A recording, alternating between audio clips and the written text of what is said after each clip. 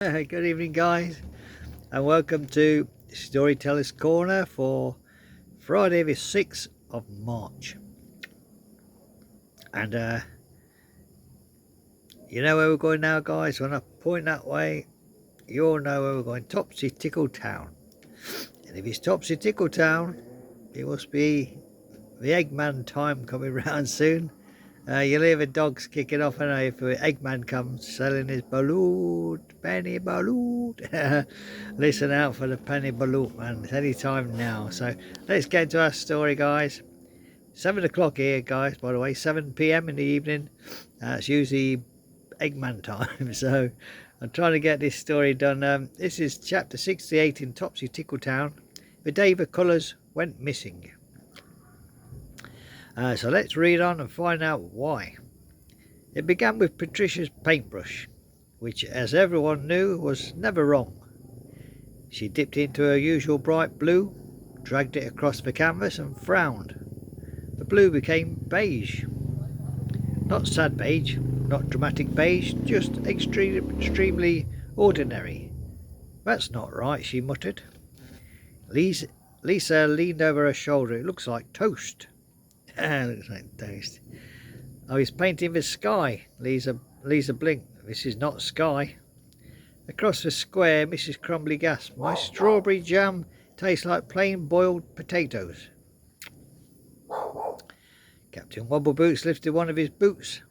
They aren't squeaking. Sir Stubblepants attempted a dramatic gasp. It came out as a polite cough. A polite cough. The town did not feel broken, it felt muted. Richard stood very still. Geeky closed her eyes briefly. This isn't something taken, she said softly.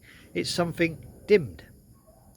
Susan stepped forward, letter safely tucked in her pocket. When courage hides, colour fades, she murmured. Patricia looked up sharply. But we just restored courage. Lisa tapped her pencil against her notebook. Unless this isn't about courage. A hush spread gently through the square. The oak trees rustled, but even its leaves seemed slightly less green. Richard turned slowly in a circle. What's missing? He asked. Not aloud, but inwardly, because keepers do not just fix things, they listen. And that's when Geegy noticed it. No one was laughing. Not because they were sad, because they were careful. Careful not to wobble too much, careful not to trip, and careful not to fail. The tiny golden stars were still there, but now they shimmered with effort. The town had learned to be brave, but perhaps it had forgotten how to be playful. Captain Wobbleboots cleared his throat. Like me. I've been trying very hard to walk straight, he confessed. Sir Stumblepants nodded solemnly. I've reduced my fainting by 70%. Mrs. Crumbly whispered. I stopped experimenting with jam flavours. I don't want to waste ingredients.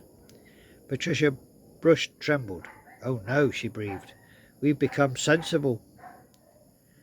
The word hung in the air like an overcooked noodle. Susan's eyes widened. Play? She whispered. The town's playfulness has dimmed. Richard exhaled slowly. When courage grows, he said, sometimes people think they must become serious. Too serious. Geeky squeezed his hand, but this time the town was never meant to be serious. Lisa flipped to a fresh page. Now, this is our mystery, she declared. Where has the play gone? At that exact moment, a small giggle echoed from somewhere unseen. Not loud, not mischievous, just hidden. Everybody froze. It came again, from the fountain. The group approached cautiously. Patricia leaned over the edge. The water was not sparkling. It was perfectly still. Too still. Then a splash, and for half a second the water shimmered rainbow before returning to clear. Richard smiled slowly. It's not gone, he says. It's hiding. Susan grinned, something bright returning to her eyes. We don't chase it, she said, we invite it. Geegy's smile turned playful. Oh, I can do that. Captain Wobbleboots looked alarmed. Should I wobble again? Yes, everyone said at once. He did. Magnificently. Magnificently. Sir Stumblepants attempted an overdramatic bow and accidentally rolled over across the square. Mrs. Crumbly poured strawberry jam into potato mash just to see what would happen. Patricia splashed every colour she had onto her canvas without planning. Lisa read a poem backwards, and slowly, very slowly, the beige sky in Patricia's painting deepened into blue again. The oak leaves brightened, the fountain giggled openly now, and children laughed, not bravely, just freely. Richard looked at Gigi, eyes warm. 2 keepers can steady a town, he says. Gigi leaned into him, but it takes everyone to keep it joyful. Susan laughed, a full bright laugh at this time. I think, she said, this town just remembered itself.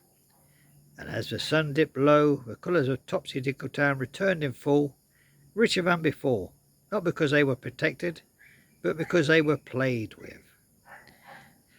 And yet, as Patricia cleaned her brushes that night, she noticed something faint in the corner of her newest painting, a swirl of colour that hadn't been there before. Not beige, not blue, something new, a shade no one had named yet, and it pulled softly as if waiting. So there you go, guys. What is the new colour is pulsing softly. We'll have to wait till tomorrow night, guys, for chapter 69, where we're going to see a new character, another one of my subscribers, Veronica Berber 2022. She's from Singapore, and she loves skipping and dancing. So enter Veronica, the skipping girl who danced into Topsy Tickletown. So there we go. That's all Saturday night. So if Veronica's watching, watch out for tomorrow night. You're visiting Topsy Tickletown, and you're going to skip your way to success. There we go, guys. And also, Susan is about to exit briefly because she's going to visit her old town. And enter Veronica, who arrives in Topsy Tickletown, a girl who loved to use a skipping rope and loved to dance. So there we go. That's all. Chapter 69. Hey, we're up to chapter 67. 69 chapter tomorrow, Saturday night. But that'll be it for Topsy Tickletown, because Sunday's the Lord's Day, and we're going to have 2 short stories, so spiritual stories. But we've got tomorrow to enjoy Topsy Tickletown, chapter 69, the skipping girl who danced into Topsy Tickletown. So there you go, guys. And also, guys, we're going to visit again.